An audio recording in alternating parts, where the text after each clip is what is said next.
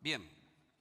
Eh, Vamos a Génesis 36, prepáralo, Eduardo. Vamos a proyectarlo ahí para que no estén leyendo ustedes y entonces así no perdamos tanto tiempo. ¿De acuerdo? Amén.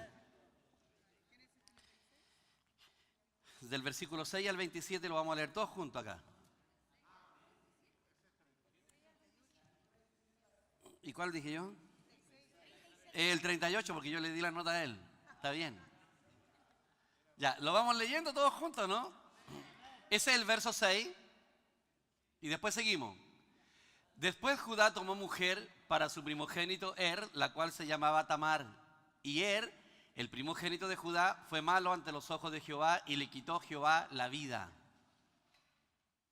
Entonces Judá dijo a Onán: llégate a la mujer de tu hermano y despósate con ella y levanta descendencia a tu hermano.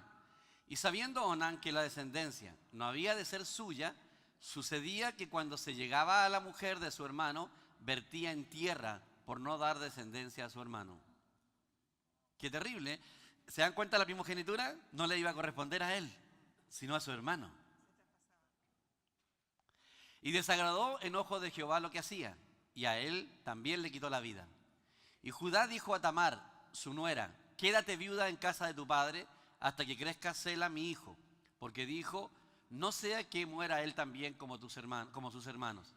Y se fue Tamar y estuvo en casa de su padre, y pasaron muchos días, o sea, varios años.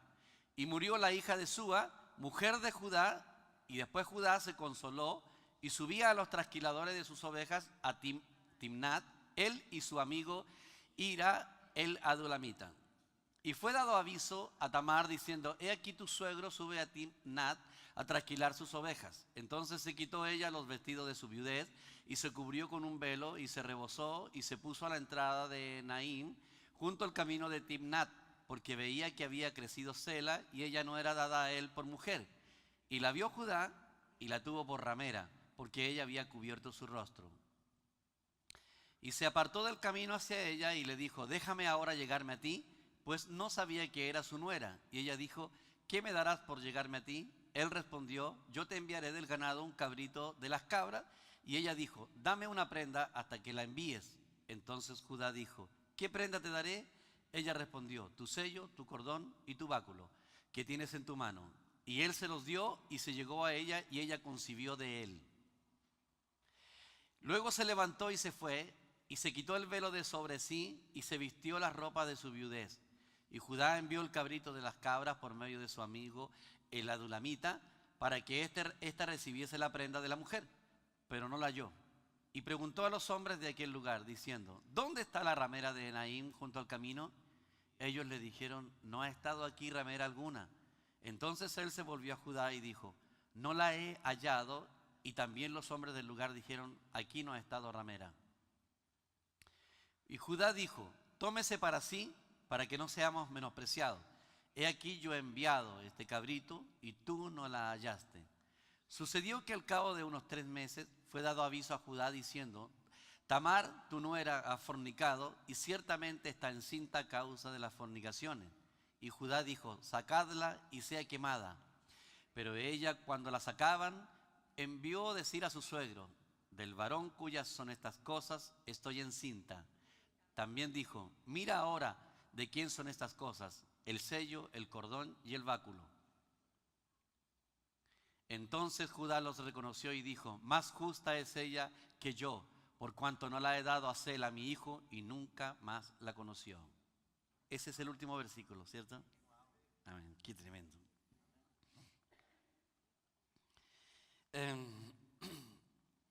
Eh, Aquí vemos un caso de fornicación de una mujer que fornicó, pero que lo único que anhelaba era la primogenitura. Es una cuestión que nosotros no podemos entender ahora, porque, o sea, ¿cómo ellos podían tener esta luz?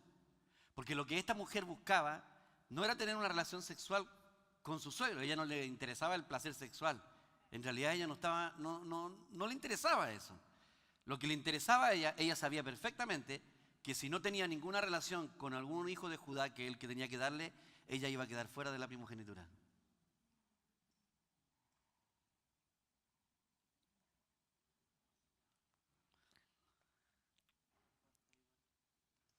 es como impresionante.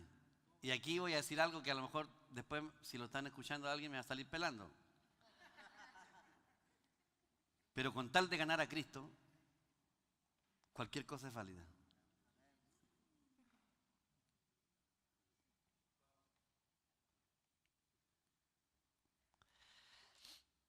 A veces cuando los hermanos me dicen, yo sé que de repente los cristianos son demasiado santos, son increíblemente santos. Eh, en realidad. Pero por ejemplo, si un joven de aquí viniera y me dijera a mí, pastor, mis papás no quieren que me bautice, pero yo tengo una forma de bautizarme. Yo voy a mentir y voy a decir que voy a ir a otra parte a un paseo, pero yo voy a ir al bautismo, yo a ese lo bautizo llorando.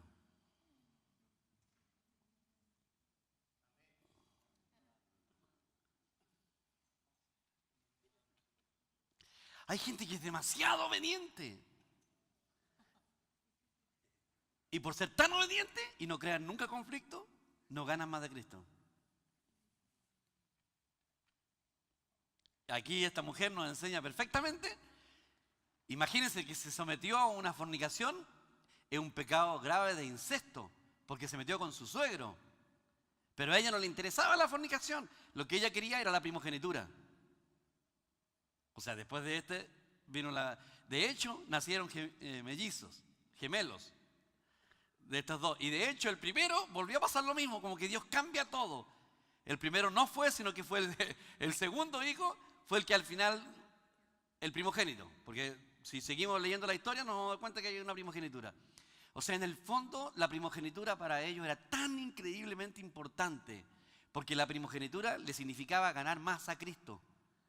Entonces, cualquier cosa es válida. Por eso me resulta difícil cuando un hermano o cuando una hermana me dice, no puedo venir a la reunión porque mi marido no quiere que venga a la reunión y mi marido me tiene restringido, porque lo más probable es que yo la inte a rebelarse.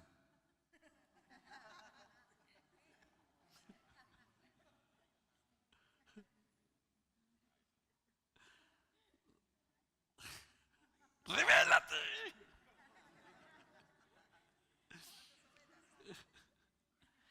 O sea, claro, porque hay gente que se somete en otras cosas que, o sea, las cosas de Dios se someten, son tan humildes, pero son rebeldes y soberbios en otras cuestiones. Pues. Entonces yo digo, preferible que no se sometan, que no obedezcan en esto. La sumisión es una cuestión del corazón. Por lo tanto uno dice, mi amor, yo te amo, pégame si quieres, pero yo voy a ir igual, ¿no? Porque esta mujer tenía tan en alta estima que se vistió de prostituta, arriesgó que la mataran. Y fue inteligente, porque en vez de aceptar el cabrito, dijo, dame el báculo, el cordón, y no me acuerdo qué otra, el sello. Y se quedó con ello. Era como una prueba, era su única prueba de vida, porque de eso dependía la vida de ella. Era su prueba de vida. Entonces cuando la vinieron a sacar para quemarla, porque eso es lo que iban a hacer, dijo, ¿a quién le pertenecen estas cosas? De ese hombre estoy encinta. Se lo llevaron a Judá, ¿y quién es lo que dijo Judá? Es más justa que yo, dijo.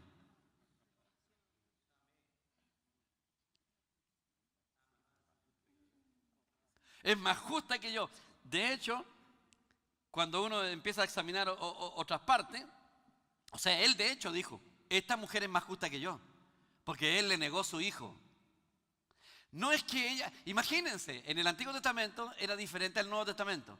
Se moría la mujer, el hermano siguiente se tenía que casar con ella para levantarle descendencia al difunto. O sea, los hijos ni siquiera le pertenecían al nuevo. Y después murió el otro y el otro estaba muy chico todavía, había que esperarlo. Pero la única razón de esto es porque había una primogenitura. La primogenitura, ella sabía que, o sea, si no se la jugaba a ella iba a quedar fuera de la descendencia del linaje de Cristo, no podía ganar a Cristo. Ahora, ¿cómo sabían ellos, esta gente? ¿Cómo lo sabían?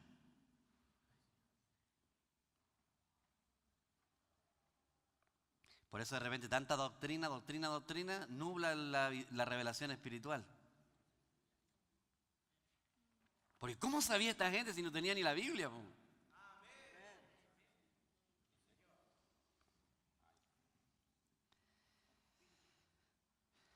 A ella le interesaba mucho la primogenitura. Ahora, Tamar, dice aquí, voy a adelantar unos pasos para no... Obtuvo la primogenitura de manera indebida, pero en la crónica divina de la Biblia su nombre no es malo. En Ruth 4:12, si lo tienen, yo lo puedo leer mientras tanto. Y sea tu casa como la casa de Farés, el que Tamar dio a luz a Judá.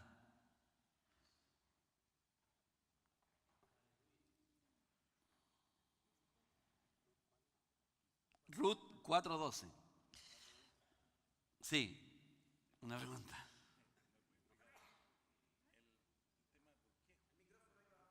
Ah, sí, perdón, hermano. Ahora sí. Aló. No, es que quiero ver si me puede explicar por qué habla de justicia y por qué habla que es más justa que él, que Judá. Esa parte no la... Porque él estaba negando su hijo. Él se lo estaba negando. Al negarle el hijo, la estaba dejando fuera de Cristo. Y lo que ella hizo, al extremo de ser expuesta como una prostituta, era para arrebatar el reino. Si en el fondo lo que ella estaba arrebatando era el reino, ella estaba arrebatando algo. Ella no le interesó la fornicación, ni siquiera disfrutó la relación sexual. ¿Quién es más justo? ¿El que le niega el derecho al otro que tenga a Cristo? ¿O el que lo arrebata como sea?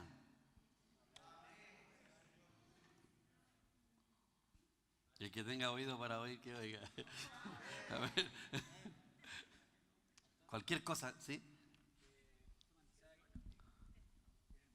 Que no sé si estará bien, pero puede entenderse por el hecho de que Judá sí tenía una intención netamente sexual solamente con ella porque era una ramera y ella no, pues.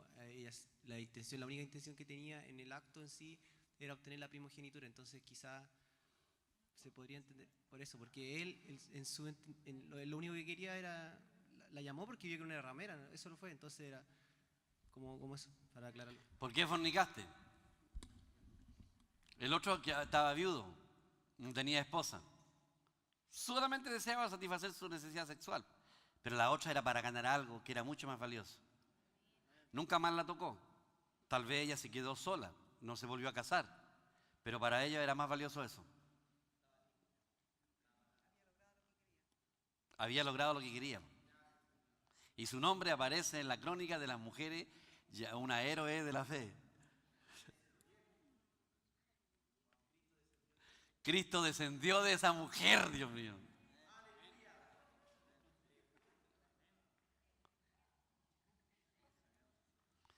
Hermanos queridos, aquí en esta crónica hay de todo. Aquí en esta iglesia habemos de todo. Algunos de ustedes tienen un pasado horrible, vergonzoso.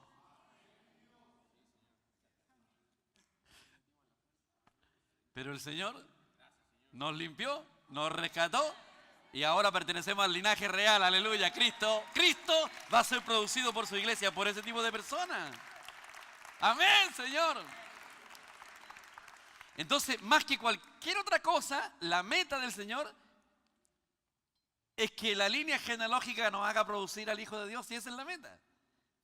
La meta, por eso cuando oraba, cuando Pablo decía, Pablo se esforzaba por presentarlos a todos maduros en Cristo. ¿Y qué es una persona madura? Es una persona que Cristo ha sido formado en su vida. No se pierdan el mensaje el domingo. Esa es la meta era la meta de Pablo. Y esa debe ser nuestra meta. Y ahí pagamos cualquier costo, como decía la predicación de ayer. Pagamos cualquier costo. Esas personas que tienen alto a Cristo, que tienen en alta estima a su persona, esa gente es de alta estima a los ojos de Dios, porque para nosotros no hay nada más precioso que producir al Hijo de Dios. Si esa es la meta del creyente. Noten, donde quiera que ustedes vayan, no estoy diciendo que sean falsos, ¿no? Pero en cualquier religión donde vayan, o cualquier iglesia evangélica donde ustedes vayan, a ustedes el llamado es hacer cosas para Dios. Hacer cosas para Dios. Hagan cosas para Dios. Prediquen el evangelio, nada es equivocado. Hagan esto, esfuércense, vayan acá, pero nunca hablan que la meta es producir al Hijo de Dios.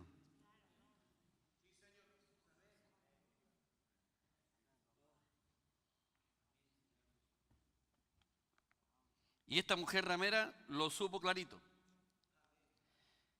Tamar es un nombre sagrado porque a ella no le interesaba lo pecaminoso, sino solo la primogenitura. Para nosotros en la actualidad esto significa que si queremos a Cristo lo buscamos a cualquier costo. Dígame nomás.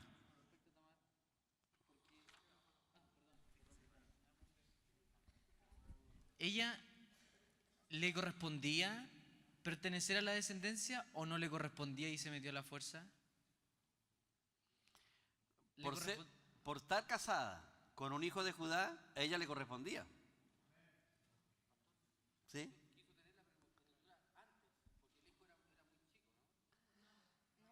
No. Responde lo que, o sea, pregunta de nuevo lo que él dijo, para que no le pasemos el micrófono de nuevo, ya. O no te acuerdas lo que él dijo. Ya, pásale el micrófono. Lo dijo hace mucho tiempo, así que... Que la duda es saber en qué sentido Judá le estaba negando la primogenitura a ella. Porque cuando se le murió, o sea, el Señor le cortó la vida, o sea, cuando hay tipos así, imagínense, si no tiene ningún problema en quitarle la vida. Le cortó la vida porque el tipo no le interesaba a Dios y no le interesaba nada. Entonces el Señor le cortó la vida. Entonces lo que correspondía era, Johnny, era que ahora, no como ahora, por ejemplo, ahora se ve feo que si mi esposa muere yo me case con mi cuñada. Se ve como pecaminoso. Pero en esos años, no. Si moría la esposa, la hermana o el hermano tenía que levantar la descendencia. Entonces él le dio al hijo que seguía. Se casó, pero el tipo también era malo. No quería engendrarle el hijo porque no iba a llevar no era su descendencia. ¿Usted entiende lo que decía que vertía en tierra? No le entregaba a ella, no la germinaba. Y entonces el Señor también le quitó la vida. Entonces había un hijo que estaba chico. ¿Sí, Juanqui? Que aquí vemos que este principio se mantiene hasta el día de hoy porque cuando nosotros no estamos produciendo a Cristo en los demás, ¿por qué digo Cristo en los demás? No solamente crecer en Cristo, sino que al crecer en Cristo yo hago que se multiplique este Cristo en otro. Ese es el crecer en Cristo. Sí. No es un acto individual. No es que yo crezco, estoy Claro. listo. No. Engendrar a Cristo, engendrárselo y ministrárselo a los demás. Y al ministrárselo a los demás yo crezco en vida. Entonces, a lo que iba yo, que si yo no estoy en este principio, la vida se me corta. En todos los aspectos. En el aspecto espiritual, hasta incluso me puede venir una enfermedad y puedo partir. ¿Por qué? Porque no soy necesario. La única meta del Señor Jesús es que nosotros impartamos a Cristo a los demás. Por eso me recordaba a mi mamá que el Señor le dijo, ¿para qué quieres la vida? ¿Para qué quieres la vida? ¿Para qué quieres vivir? Y entendió que la vida era para engendrar a Cristo en los demás. Wow, amén. Y el otro no le interesaba, por eso vertía en tierra. Entonces, si no, la vida no la queremos para eso, ¿para qué la queremos? La gente no tiene idea cómo pierde su vida. Por eso, si ustedes leen la genealogía de Caín, ninguno de ellos se le cuenta cuántos años vivieron. Porque la vida de la gente del mundo no tiene ningún valor para Dios. Sus personas son inmensamente valiosas. Por eso Jesús murió por toda la humanidad. Pero sus días no valen nada. Y a nosotros el Señor nos cuenta los días.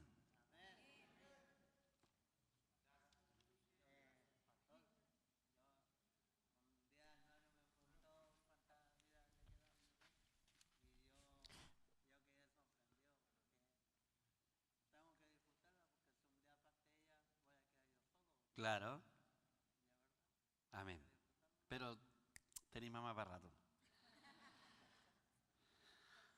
Ya.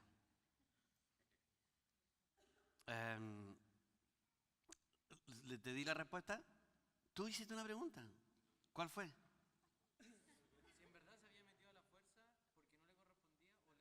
Le correspondía porque era la esposa del primer hijo de Judá. Y no le estaba dando el último hijo. Es cierto, era un niño, a lo mejor nosotros hubiéramos dicho que era una mujer corrupta, porque tenía que esperar a un niño. Tal vez ella tenía a lo mejor 30 años y el chico tenía 14 años. Pero ella lo estaba esperando. No le interesaba al muchacho de una manera lujuriosa. Lo que ella quería era la primogenitura. Entendamos que ellos tenían otra forma de ver la vida, no como la vemos nosotros ahora. Ella no le interesaba casarse con un muchacho, porque vemos que era justa. Lo único que le interesaba a la mujer era obtener la primogenitura. Y la primogenitura consistía en ganar a Cristo. Ahora, ¿de dónde sacaban esta revelación? Yo no lo puedo entender. ¿De dónde sacaban esta revelación? Pero esta revelación venía del Señor. Ellos sabían perfectamente estas cosas. Las sabían mejor que nosotros, porque en la iglesia evangélica yo nunca he oído hablar de la primogenitura. Lo único que yo oí hablar era que, hermano, tenemos que hacer muchas cosas para el Señor para ganar un buen galardón en el cielo. Nada más, eso es todo lo que yo había escuchado durante toda mi vida. Pero aquí hay algo que es más profundo. ¿Sí? Espérate un poquito. No.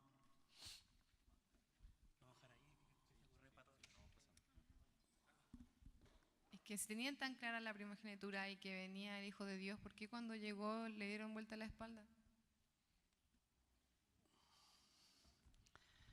Es que no creyeron en Él. No es que le dieron vuelta a la espalda a su rey. No lo conocieron nomás. Si le hubieran creído, ¿por qué la gente del mundo le da vuelta a la espalda a Cristo? Porque no lo conocen, pues no creen en Él. Ellos no creyeron que Cristo era, porque ellos tenían otra mentalidad. Ellos esperaban a otro tipo de Cristo. Ellos esperaban a uno majestuoso, como el que va a venir en la segunda venida. Claro, ese es el que esperaban ellos. Se equivocaron, porque nunca le pusieron atención al Cristo sufriente. Al anticristo lo van a recibir como si fuera el Cristo en realidad.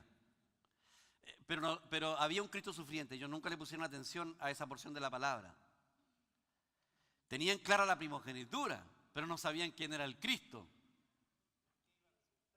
¿En qué iba a resultar? Ahora, la diferencia entre los judíos y nosotros, en que cierto tipo de personas tenían la primogenitura, pero nosotros pertenecemos a la congregación de los primogénitos. O sea, todos somos primogénitos. Todos tenemos la primogenitura. Todos tenemos la opción de producir a Cristo en nosotros. Entonces la meta de Dios es forjar. Y por eso, hermanos queridos, el sufrimiento es una de las armas favoritas del Señor para que ganemos más a Cristo. No es que anhelemos el sufrimiento. ¿A quién le gusta sufrir? Pero el sufrimiento es como... Bueno, vengan al domingo a escuchar la predicación. ¿Qué es lo que nos frena a nosotros? ¿Qué es lo que nos hace meditar y qué es lo que nos hace volver a Cristo? Yo siempre subo una frase en mis notas. Nunca sabrás lo que Cristo es para tu vida hasta que Él sea lo único que te quede.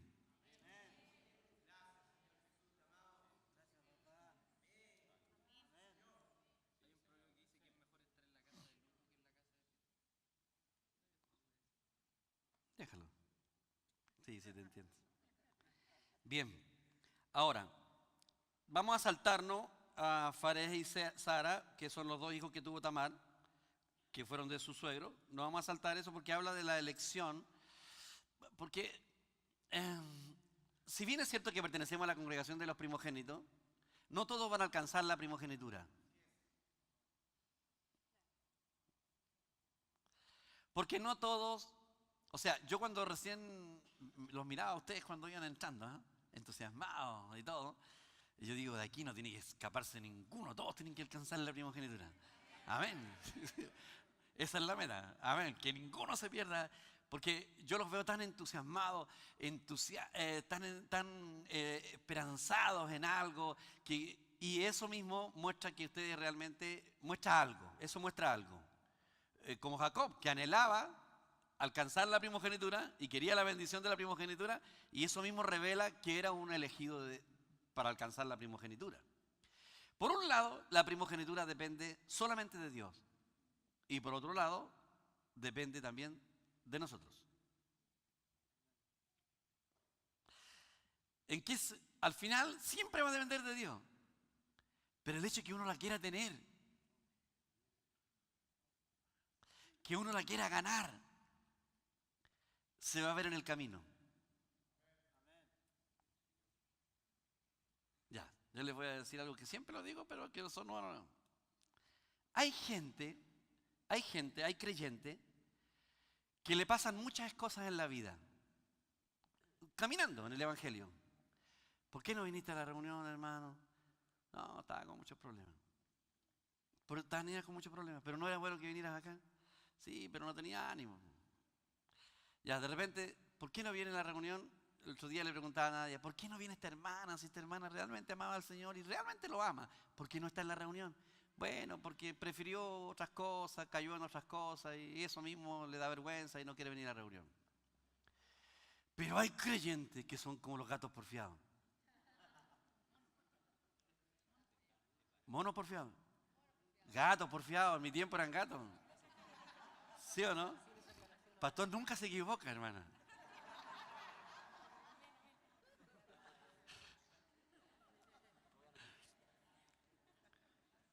Ya, los monos porfiados, ya. No importa lo que viva, siempre va hacia Dios.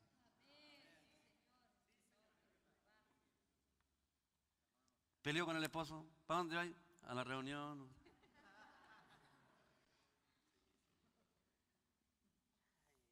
Cayó en pecado. ¿Para dónde va? A la reunión. Como que no tuviera otro camino.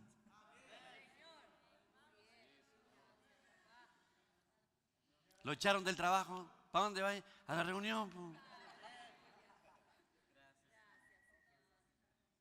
Es que pareciera que no hubiera otro camino. Es que no hay otro camino. Señor, te amamos. Acuérdense cuando el Señor venían las multitudes siguiendo al Señor Jesús. ¿Quién no estaría feliz? Señor, te buscamos toda la noche y no te podíamos encontrar porque el Señor se fue al otro lado del lago. Ellos cruzaron, averiguaron que se había ido para otro lado, fueron allá, como 5.000 personas detrás del Señor Jesús.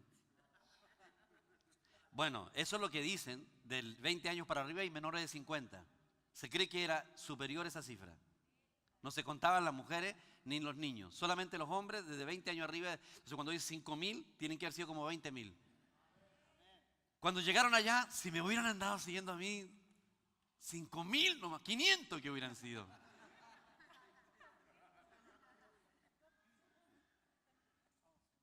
¿Alguien habló? ¿No? El Señor los quedó mirando a todos los que lo siguieron. Señor, te hemos buscado toda la noche, ¿dónde te habías metido? Sí, claro, porque yo ayer multipliqué los panes y los peces, por eso me andan siguiendo.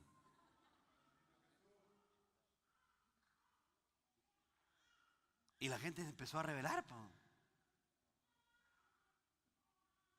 Trabajen por la comida que a vida eterna permanece, no por la comida que perece.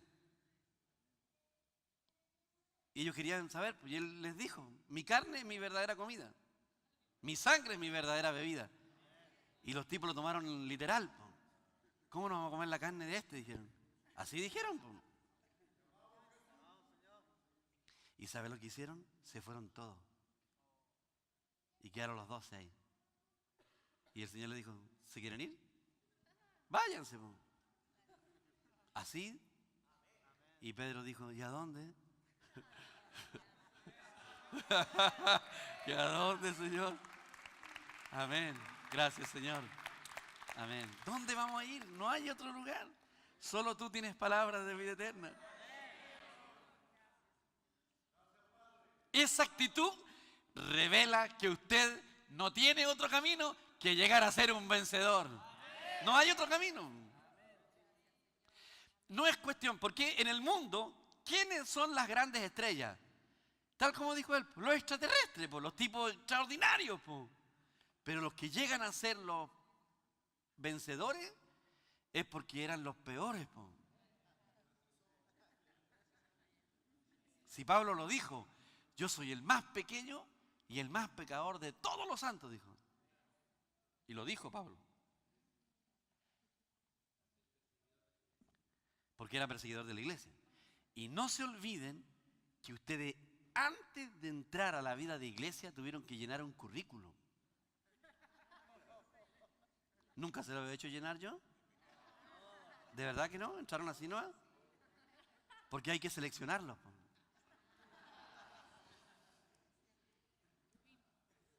cuáles son los requisitos? Dice que lo necio del mundo escogió Dios. Si usted ninguno era necio, entonces usted no cumple los requisitos. Lo vil del mundo, lo menospreciado, lo que no era.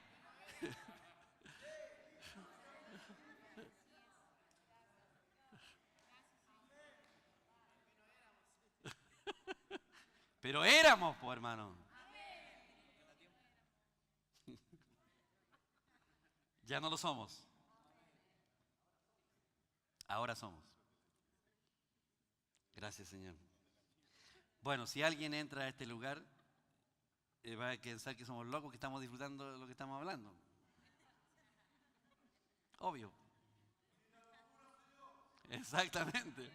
Porque si alguien viene y dice, estos están locos, que están disfrutando esto. Estamos todos locos nomás. Bien. Vamos a considerar ahora otra mujer que ganó la primogenitura. Ya esto ya como que nos deja locos ya. Porque ahora, primero Tamar, una mujer que cometió un pecado de incesto, y ahora una ramera, una prostituta. Como que el Señor intencionalmente, hermano, metió en la genealogía 5 mujeres. Primero, las mujeres no eran consideradas entre la genealogía, pero aquí aparecen 5 mujeres, y todas ellas de bajísima reputación.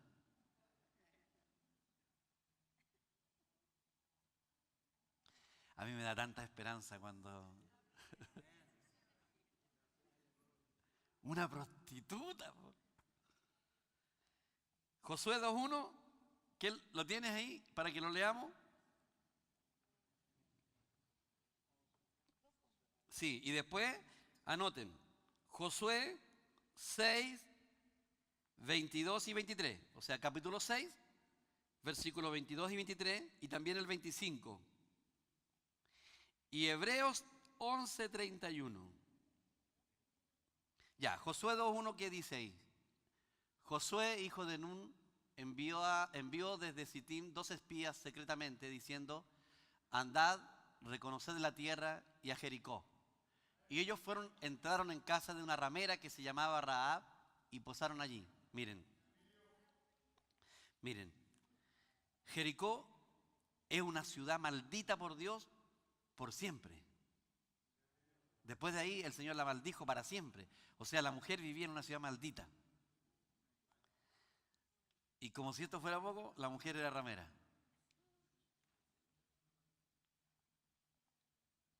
¿Y ustedes podrían creer que ella es una... Cristo salió de esa mujer también?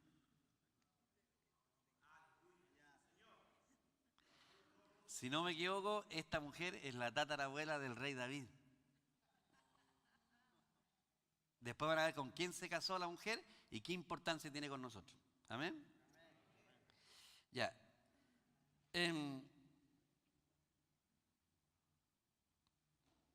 Vamos a considerar algunos principios que gobiernan la revelación que tenemos con Cristo. Porque esta mujer, ya todos conocen la historia, los de Jericó sabían perfectamente todo lo que había pasado con el pueblo de Israel. Enviaron 2 espías y posaron en su casa. Ella sabía que ellos no entraron ahí para tener relaciones con ella. Ella supo, ellos le dijeron, vamos a destruir la ciudad porque el Señor decidió destruir esta ciudad. La mujer se enteraron de que habían entrado a la ciudad porque era una ciudad amurallada, que habían entrado 2 hombres y que venían a espiar la tierra y que eran hebreos que venían, y entonces la mujer los escondió. ¿Dónde están los hombres que estuvieron aquí? Estuvieron aquí conmigo, pero se fueron. Antes de que se cerraran las puertas, ya se fueron. Y entonces mandaron personas para que los siguieran. 3 días de camino, pero ellos estaban escondidos ahí. Y la mujer dijo, hemos visto lo que Jehová hizo con los egipcios, y aquí todo el país desmaya por causa de ustedes.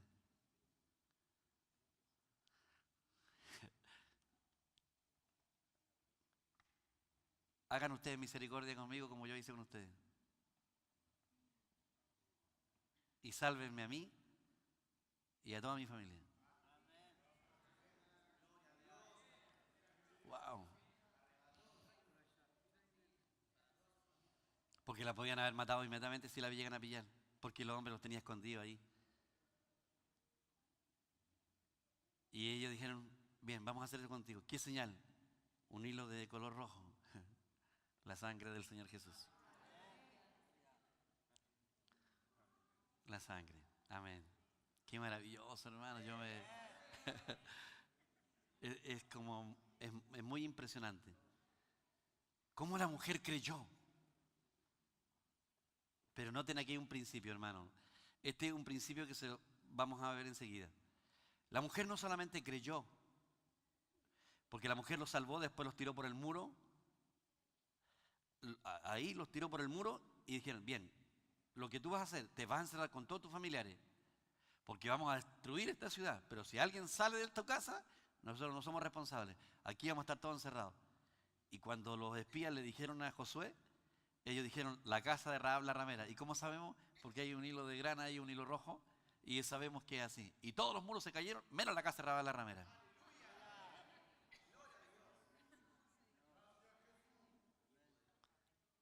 Pero hasta aquí solamente vemos una mujer salva. Ahora se requiere algo más allá. La mujer se casó con Salmón, no el pescado.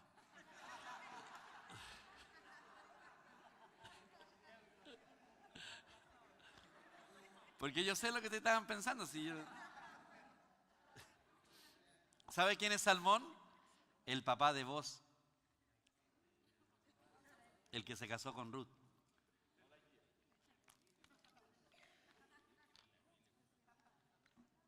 Aquí va el principio para todos. Este es el principio. Sin considerar nuestro pasado. O sea, uno tiene que olvidar el pasado. Por eso Pablo dijo, olvidando ciertamente lo que queda atrás y extendiéndome a lo que está adelante. Usted no puede, bajo ningún punto de vista, echar mirada a su pasado. Hay una sola razón por la cual usted debe echar una mirada a su pasado. Para que no se envanezca y sepa que todo lo que Dios ha hecho, lo ha hecho por la gracia de Dios. Usted olvida su pasado y se extiende hacia adelante. La mujer olvidó quién era, porque jamás si era una ramera, se iba a casar con un hombre como Salmón. Era un hombre honorable dentro de su pueblo. De ahí va a descender Cristo más adelante. Entonces, los principios son estos. Sin considerar nuestro pasado, debemos volvernos a dos cosas, a Dios y a su pueblo. O sea, una persona puede volverse a Dios, pero no al pueblo. Así que es muy importante volverse a Dios y a su pueblo. Seguimos. Debemos casarnos con la persona apropiada. No mire a su marido, no. Se refiere al aspecto espiritual. Y les voy a decir esto, miren. Miré a un pastor amigo que tiene más de 60 años en el ministerio. Y cuando fuimos a almorzar, esto hace como una semana más o menos.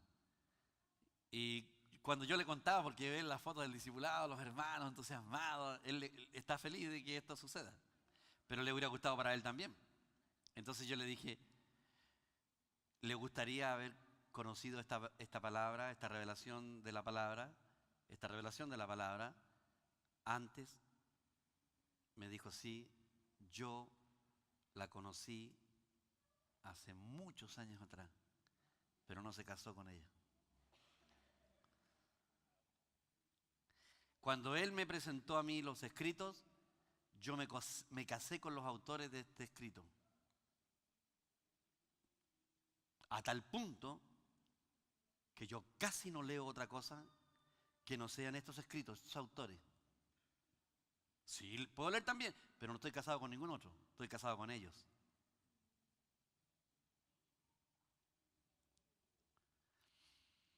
Y muchos de ustedes que están aquí están casados conmigo. Yo lo sé. Entonces, en el sentido espiritual, uno debe saber con quién se casa, en el sentido espiritual, con quién se asocia. Porque esta mujer no solamente fue salvada, sino que se casó con la persona indicada. Y eso que era una prostituta.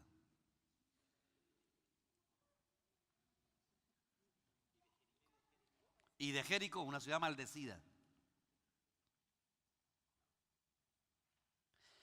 Justamente hablábamos con Andy una cosa importante y que la voy a mencionar al tiro, inmediatamente, porque Andy me dijo, usted debe compartírselo. Yo sé que lo he compartido en algún momento tal vez, pero por ejemplo, cuando yo le hablo estas verdades a algunos pastores amigos, ellos me dicen, ¿por qué no me escribes todas estas cosas para que yo las lea?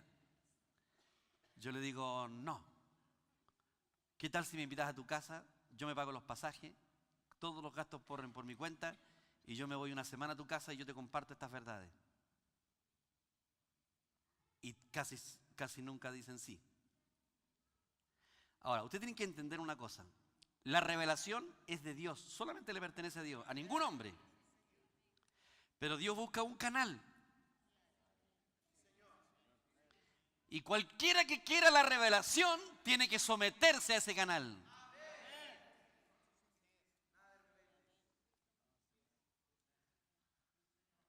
Y cuando una persona dice, escríbemelo en un libro, es porque no quiere casarse con la persona que tiene la revelación. Ustedes mismos están recibiendo revelación de la palabra. En algún momento ustedes se van a volver maestros. Esa es la meta. Pablo quería eso con los corintios. Dijo, debiendo ya ser maestros, todavía son niños. Ustedes van para ese paso. Y en alguna medida ya lo son. Porque lo que ustedes reciben lo van compartiendo. Pero el problema es que las personas no quieren casarse con ustedes.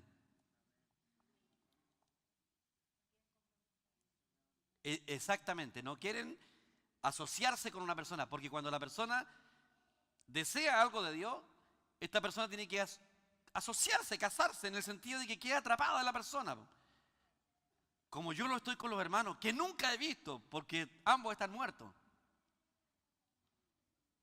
Pero yo estoy casado con ellos.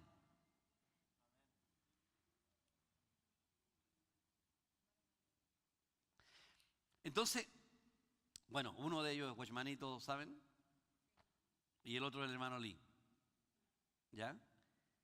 Pero ustedes pueden leer los libros y no recibir nada si ustedes no se casan.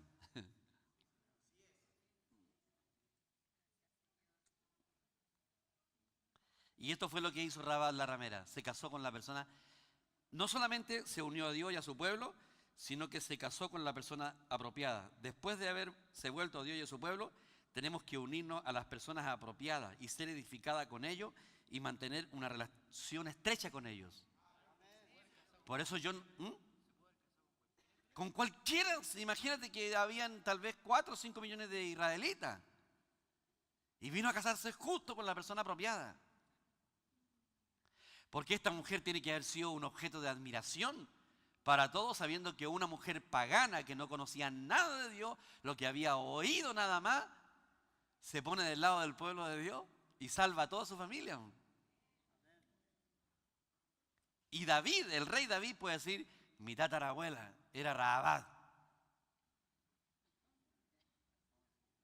Tal vez por eso escribió más adelante el Salmo 51, en pecado me concibió mi madre, no sé. Tal vez él conocía su origen. Qué lindo, hermano.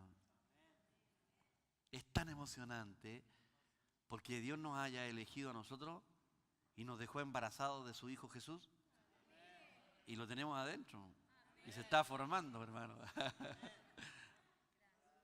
Y se está formando en nosotros. Y eso es lo que dice Pablo. Vuelvo otra vez, dice Pablo, a sufrir dolores de parto hasta que Cristo sea formado en vosotros. Esa era la meta. Esa era la meta. Gracias, Señor, por esto. El tercero, debemos producir el fruto adecuado. Entonces experimentaremos en plenitud la porción de la primogenitura de Cristo. ¿Por qué hay muchos cristianos que al parecer hoy día han perdido la primogenitura? Porque no tienen a Salmón, no tienen ni a Booz. ¿Quién es Booz? Es el fruto. Es el hijo, es el fruto de esta relación. Ellos tuvieron a Booz. Y Booz es un hombre extraordinario en la Biblia, es un tipo de Cristo tremendo, porque redimió, ahí vamos a hablar otro poco de eso. Era un hombre tremendo, Booz, que fue el fruto de esta relación. Llegó a ser de renombre en Israel, justamente. Ese es el fruto adecuado. ¿Por qué? Porque se volvió a Dios, se volvió a su pueblo y se asoció con la persona adecuada.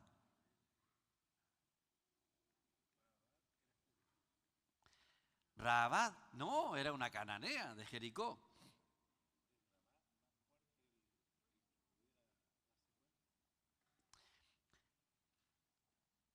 ¿Se acuerdan que les dije, o sea, por qué la mayor parte de los creyentes piensan que la fe viene por el leer? ¿Sí o no? Pero la fe viene por el oír. ¿Por qué eso? Justamente por lo que tiene que ver con el asunto de la sumisión. Porque debemos someternos unos a otros. ¿Cómo puedo yo crecer en fe? Al oírlos a ustedes hablar de la palabra. Y para eso se requiere que haya una dependencia y una sumisión entre nosotros. Rahabad había escuchado todo lo que pasó con los israelitas, lo sabía, y todos los de Jericó lo sabían. Ellos podían haber levantado las manos y haberse rendido y Dios lo hubiera perdonado. Claro, y lo hubiera bendecido. Si Dios no hace diferencia de personas. Pero en lugar de eso se resistieron. Solo una mujer, y tenía influencia porque toda su familia le creyeron también. Y ahí se cumple otro principio. Cree tú y serás salvo tú y toda tu casa. Dios salva la casa completa, hermano. Aleluya. Gracias, Señor, por eso. Amén. Gracias, Señor. Bien. Si usted quiere tener a Salmón y a un Boaz, tiene que relacionarse con los creyentes apropiados y con los líderes adecuados de las tribus principales. Luego necesita producir un fruto adecuado. Ahora, ¿cuál es este fruto? Es Boaz. Si queremos conocer la historia de Boaz, debemos leer el libro de Ruth. Es una buena historia. Boaz tipifica a Cristo y Ruth tipifica a la iglesia. ¿Por qué a la iglesia? Porque era una mujer gentil, no era israelita, era una moabita, otro pasado oscuro. ¿De dónde vienen los moabitas? Enseguida lo vamos a ver.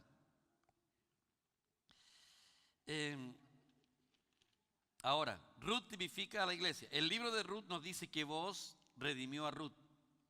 También redimió la primogenitura para ella. Esto significa que Cristo, como nuestro Boaz verdadero, nos ha redimido y también ha redimido la primogenitura. Por eso somos la congregación de los primogénitos. Boaz redimió la herencia de su pariente y se casó con la viuda de él. Ruth 4:1-17. A ver, leámoslo. Vamos a leerlo. Ruth 4:1-17.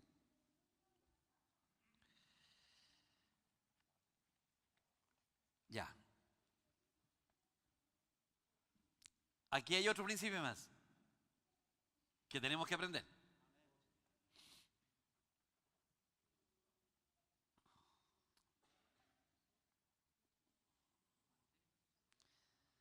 Mantenga su celular en silencio.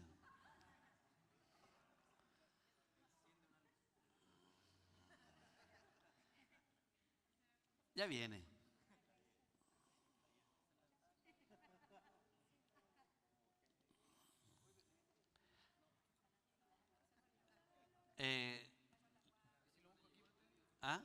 Ya búscalo mientras tanto. ¿Qué pasó, Robincito? Se quedó pegado. Amén. Vamos a tener que comprar otro. Ese se pega. Ya, leámoslo. Y le pasamos un micrófono para que lo... Ya, ahí está. Aquí está, ya. Boaz subió a la puerta y se sentó allí. He aquí pasaba aquel pariente de quien Boaz había hablado y le dijo, fulano, ven acá y siéntate. Y él vino y se sentó. Ahora, noten que Boaz quería redimir, pero había otro pariente más cercano que él. Entonces lo llamó. Entonces él tomó a 10 varones de los ancianos de la ciudad y dijo, sentaos aquí, y ellos se sentaron. Luego dijo al pariente, Noemí, que ha vuelto del campo de Moab, vende una parte de las tierras que tuvo nuestro hermano Elimelec. Y yo decidí hacértelo saber y decirte que lo compres en presencia de los que están aquí sentados y de los ancianos de mi pueblo. Si tú quieres redimir, redime. Y si no quieres redimir, decláramelo para que yo lo sepa, porque no hay otro que redima sino tú. Y yo después de ti, y yo después de ti. Y él respondió, yo redimiré. Noten, yo redimiré, dijo. Entonces replicó Boaz, el mismo día que compre la tierra de mano de Noemí, debes tomar también a Ruth la moabita, mujer del difunto, para que restaures el nombre del muerto sobre su posesión. Y respondió el pariente, no, no puedo, dijo. No puedo redimir para mí, no sea que dañe mi heredad. Redime tú usando de mi derecho, porque yo no podré redimir. Había ya desde hacía tiempo esta costumbre en Israel tocante a la redención y al contrato, que para la confirmación de cualquier negocio uno se quitara el zapato y lo daba a su compañero, y este servía de testimonio en Israel. Era gente de palabra, ¿eh? Entonces el pariente dijo a Booz, toma tú, y se quitó el zapato. Y Booz dijo a los ancianos y a todo el pueblo, vosotros sois testigos hoy de que he adquirido de mano de Noemí todo lo que fue de Elimelec y todo lo que fue de Kelión y de Mahalón, y que también tomo por mi mujer a Ruth la Moabita, mujer de Mahalón, para restaurar el nombre del difunto sobre su heredad, para que el nombre del muerto no se borre de entre sus hermanos y de la puerta de su lugar. Vosotros sois testigos hoy. Y dijeron todos los del pueblo que estaban a la puerta con los ancianos, testigos somos, Jehová haga a la mujer que entra en tu casa como a Raquel y a Lea, las cuales edificaron la casa de Israel, y tú seas ilustre en Éfrata y seas de renombre en Belén. Qué lindo, hermano. Amén, gracias, Señor. Y sea tu casa como la casa de Farés, el que Tamar dio a luz a Judá, por la descendencia que de esta joven te dé Jehová. Bueno, ¿qué es lo que pasó con el otro pariente?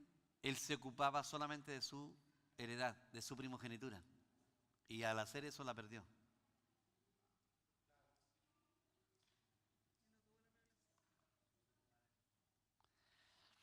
Entonces, ¿a qué voy con esto? Y aquí entra lo que era de Judá. ¿A qué voy con esto? Nosotros no nos preocupamos solamente por nuestra primogenitura. Porque si nos preocupamos solamente por nuestra primogenitura, la vamos a perder. Nosotros nos preocupamos por la primogenitura de todos los demás. Y eso fue lo que hizo Booz. Y al hacer eso, llegó a ser un varón de renombre. Entonces, no nos interesa solamente la salvación. Ya la tenemos. ¿Para qué seguir luchando por algo que ya tenemos? Somos salvos, somos hijos de Dios. Vamos al cielo, vamos a vivir por la eternidad con el Señor. Pero también queremos la primogenitura, queremos producir a Cristo, queremos producir al Hijo de Dios en nosotros. En esto consiste la primogenitura. Y aquí tenemos otra mujer que es Ruth. ¿Cómo nació Ruth? Viene de los antepasados. Sus padres principales son Lot con sus dos hijas, una relación de incesto. ¿Sabe lo que pasó ahí? Cuando salieron de Sodoma y Gomorra, la mujer de Lot se transformó en una estatua de sal. Y quedó ahí en un estado de vergüenza. Vamos a hablar de eso más adelante. Y Lot se fue y llegó a un lugar y quedaron solos. Y su hermana dijeron, su hija dijeron, nuestro padre ya está viejo,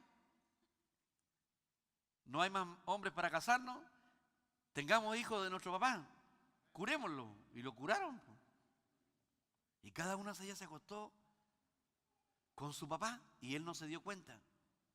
Y las dos concibieron de su padre un incesto. O sea, las hijas de Lot habían sido contaminadas por Sodoma. Y cada una de ellas quedó esperando un hijo. Y de ahí nace la ciudad de Moab. Y Ruth es una moabita. Ese es su pasado. Es como parecido al pasado de muchos de nosotros.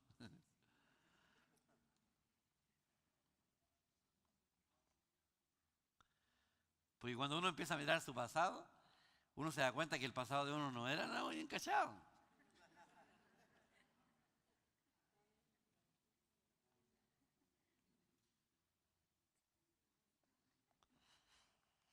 Amén.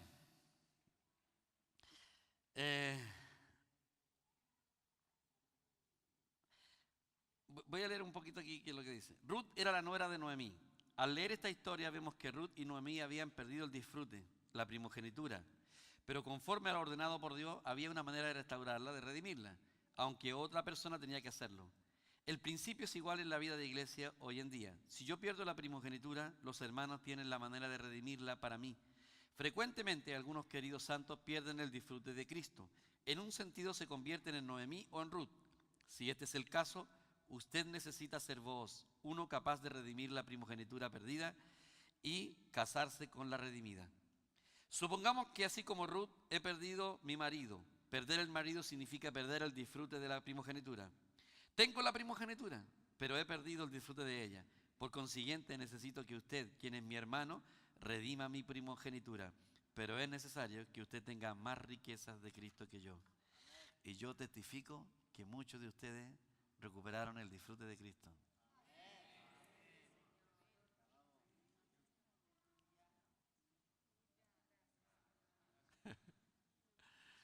Andy recién me decía, hace un tiempo atrás no me hubiera importado esto,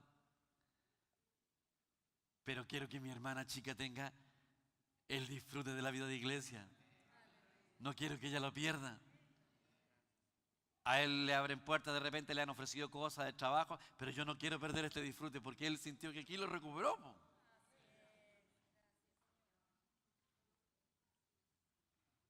Alguien me redimió a mí. Yo siempre le digo y siempre lo reconozco. Era un muchacho, tenía como 4 años de convertido, yo ya tenía 20 años de pastor, más los años de convertido. Hace unos días atrás no me estuve hablando con él. Y le dije, desde el día que te vi ahí él parado en la puerta, dijo, ni siquiera me ofreció un café. Pero te vi parado en la puerta y lo hice entrar a ese muchacho. Y le dije, pasa. Y yo estaba cocinando. Pasa, le dije, siéntate. ¿Qué tienes para ofrecerme? Unos libros, dijo. Y me empezó a mencionar los libros. Empezamos a hablar con ese niño. Desde ese día yo literalmente sentí que nací de nuevo.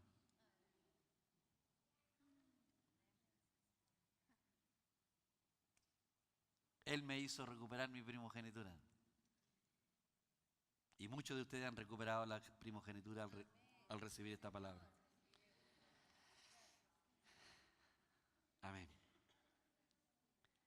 La madre de Boz era Rabad, una cananea, y su esposa era Ruth, una moabita. Las dos eran gentiles. Miren, Boz tenía su mamá moabita y su abuela, su esposa moabita y su mamá era una ramera.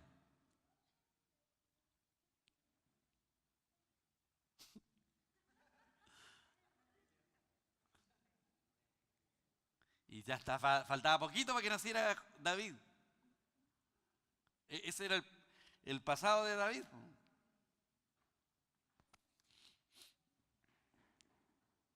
Porque uno siempre cuando habla del pasado dice, no, yo vengo de una buena familia, hermanos, y después se estuvo perdiendo la cosa, pero yo vengo de unos antepasados que, no, si mis antepasados tenían. Po. David no podía decir eso. Po. No, si mi tatarabuela era una ramera, vivía en Jericó.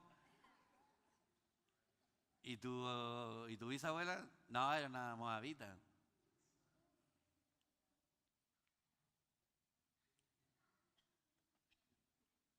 Y más atrás, Tamar, no te imagináis lo que hizo.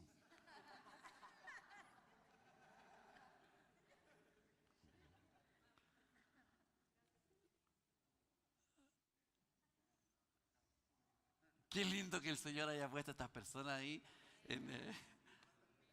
porque nos da esperanza, pues, hermano. ¿Se dan cuenta?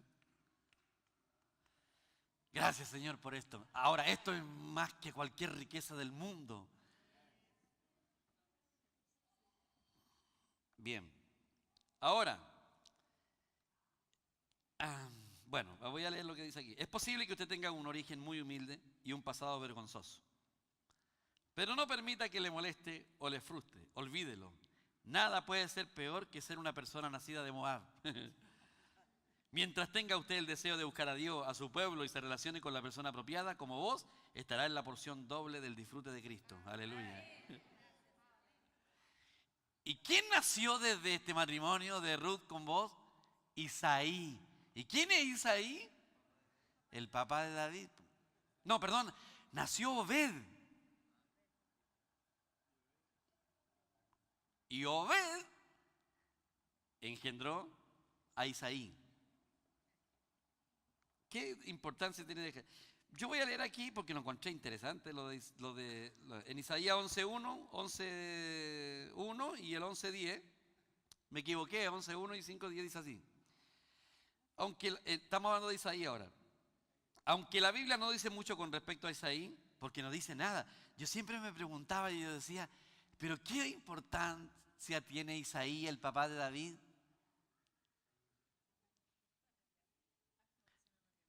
Todos los que hemos leído la Biblia, y este tipo, ¿a quién le pegó? Porque se ve como que un tipo que no tiene nada, ni un pasado. Pero miren, aquí vamos a descubrir algo interesante. Isaías 11:1 dice que Cristo sería el retoño, o sea, la vara debe ser un retoño, según el hebreo, que saldrá del tronco de Isaí y un vástago de sus raíces. O sea, Cristo salió de él, pero también a la vez él estaba plantado a Cristo. O sea, por un lado, es lo mismo que nosotros hoy día. Nosotros estamos arraigados a Cristo. Esa es la raíz de Isaí. O sea, la raíz de Isaí era Cristo mismo. Y el vástago que se extendía era Cristo mismo también. Entonces, por un lado, nosotros estamos arraigados a Cristo y por otro lado, estamos produciendo a Cristo. Pero ¿cuál es la razón de estar arraigados a Cristo? A ninguna otra cosa. No estamos arraigados a ninguna tradición, ni a nuestras capacidades, ni a nuestra persona, ni a nada que no sea Cristo mismo. Por eso es importante estar arraigado a Cristo. Y ahí es donde uno le cuesta entender por qué tenemos que ser todo Cristo, porque Cristo lo es todo. Él es nuestra raíz y nuestro vástago. Entonces, este hombre estaba arraigado así. Isaí estaba arraigado. ¿Qué constituye un Isaí? Es una persona que produce a Cristo y se extiende a Cristo al ser arraigado en él.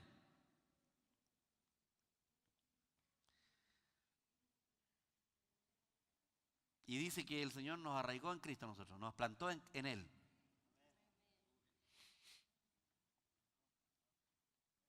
Amén. Hablen ustedes ahora, ya hablé demasiado, voy a tomar agua.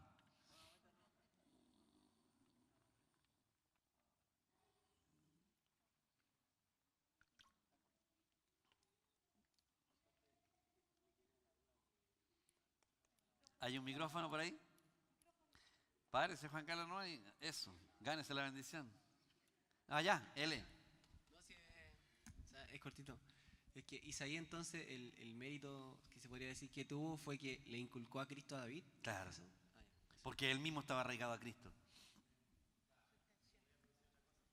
Claro, no podía producir otra cosa que estaba arraigado a él. Eso es lo que entregamos a nuestros hijos. No le entregamos tradiciones, tampoco le entregamos valores, como algunos piensan. Los valores vienen, pero lo que le entregamos a una persona es a disfrutar a Cristo. Eso es lo que le explicamos a una persona, porque nosotros mismos estamos arraigados a Cristo. No entregamos religión a la persona. No sé, pero voy a decir algo que... pero no tiene nada de malo. Pero alguien el otro día se acercó a mí y me dijo, pastor, me siento muy mal. ¿Y por qué te sientes tan mal? Porque cuando yo entré a esta iglesia hace como un año, le pregunté cuáles eran mis obligaciones y usted nunca me habló del diezmo. Y yo le dije, ¿cómo le iba a decir que eran sus obligaciones? Si esto sería una religión, esta cuestión. Pues. Claro, esto sería una religión. Pues si yo vengo a decir, hermano, estas son sus obligaciones, esa es una religión. Yo le digo, yo no le puedo decir eso, ni son sus obligaciones. Usted se hace miembro de la iglesia y usted me dice, ¿cuáles son mis obligaciones? Amar al Señor Jesús nomás. Pues. Y disfrutar la vida de iglesia. Y el resto se va dando solo. Es que yo me siento muy mal, me dijo, porque hace un año que estoy en esta iglesia y no diezmado. ¿Y qué siente ahora? Que debo hacerlo. Bueno, hágalo.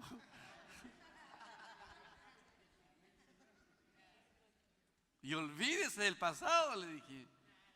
Pero yo no puedo decirle nada. Usted sola se lo va a preguntar qué de hacer. Porque me dijo, pero yo veo este tremendo edificio, cómo se sostiene y todo. Bueno, se sostiene porque los muros son fuertes. Está bien hecho. Vamos para los 100 años con este edificio. Entonces ella, yo no puedo enseñarle esas cosas a ustedes en un sentido como una obligación. Esas cosas se producen por una relación de amor con el Señor. Sola la persona le nace nada más. Es una relación de amor y estas cosas se producen solas. La gente sola empieza a hacer esas cosas, pero debe hacerlo por amor. No es una obligación, es por amor. Aquí nadie puede acusarme de que yo lo obligo a algo.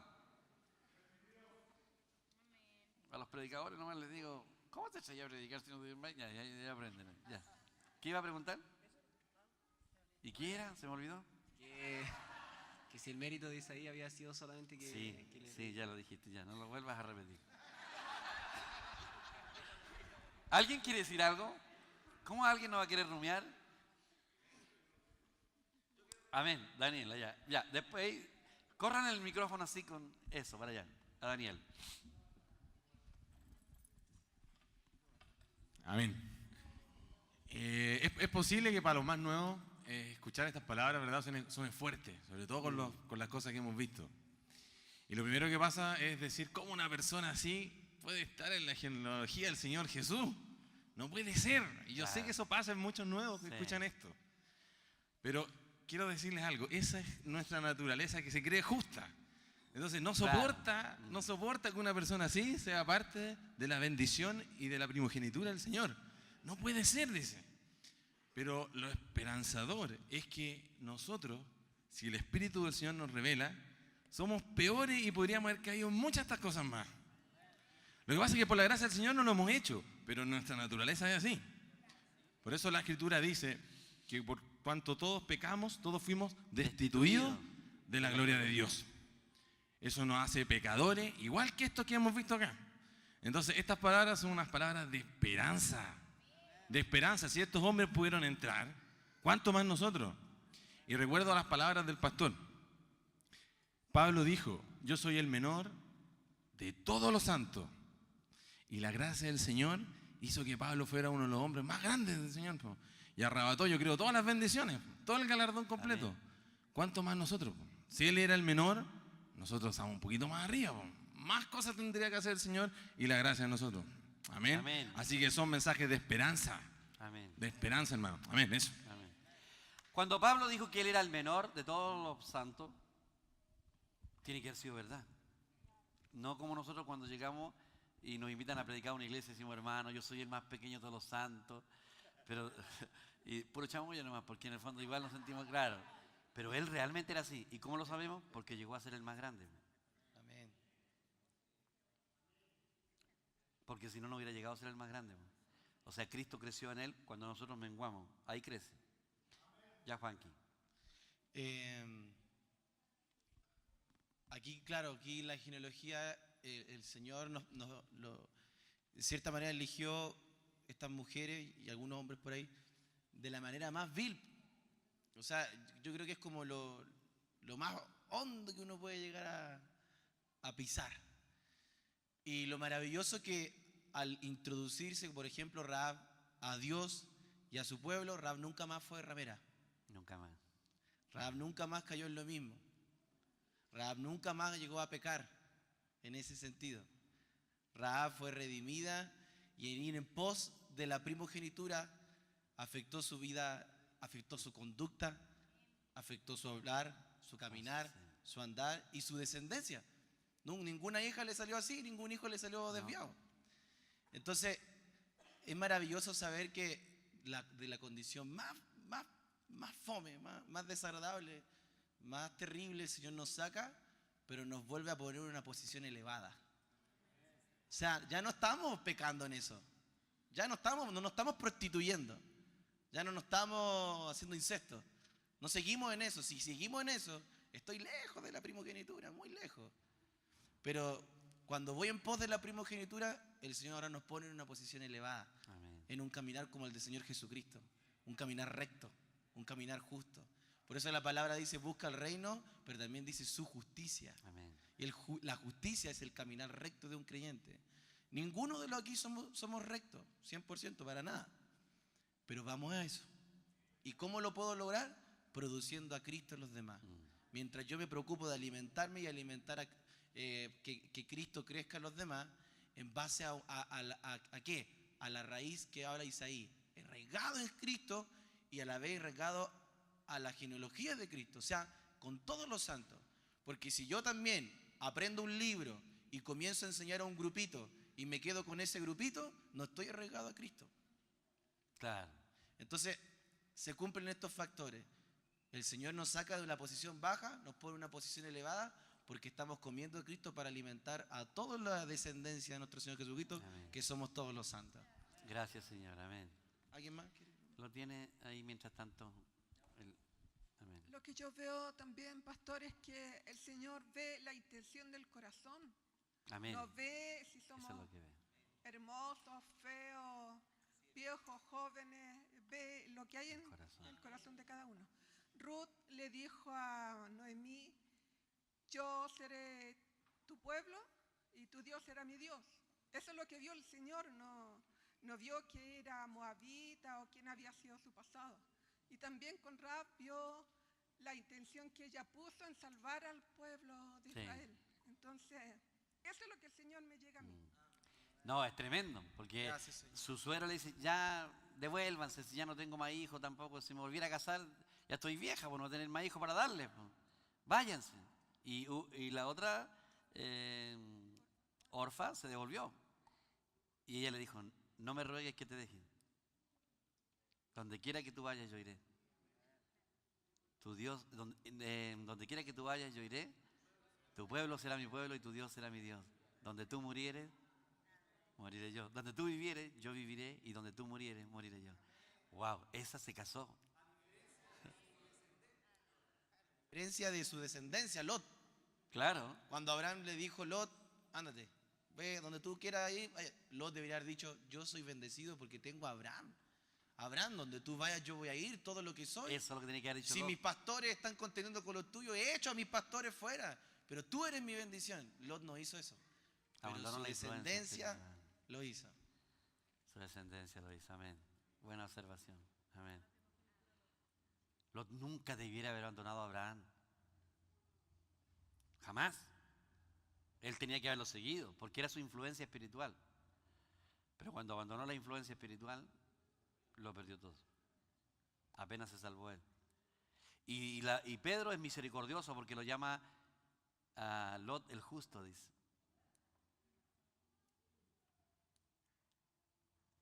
Dice que Lot era un hombre justo. Amén. ¿Qué horas tenemos? ¿Cómo estamos? Queda un minuto. Sí. ¿Alguien más quiere decir algo? ¿Qué quiere decir?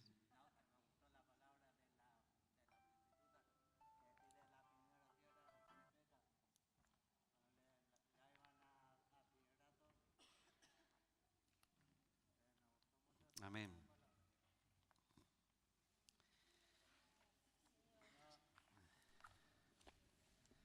Suficiente por hoy. Te amamos. Gracias, Señor.